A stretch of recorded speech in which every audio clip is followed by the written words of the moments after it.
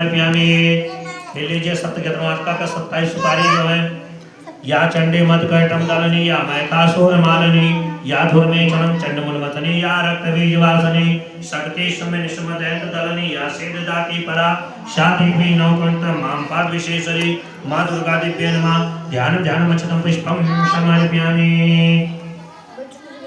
नौकरा का ध्यान करो और जय छत बोल लो।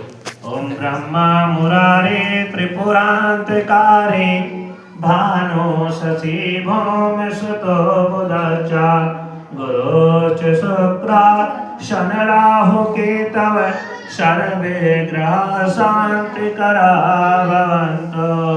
नवग्रह पाल देवताभ्यो नमः ध्यानं ध्यानं मच्छतं पुष्पं समर्पयामि। मां काली का ध्यान करो।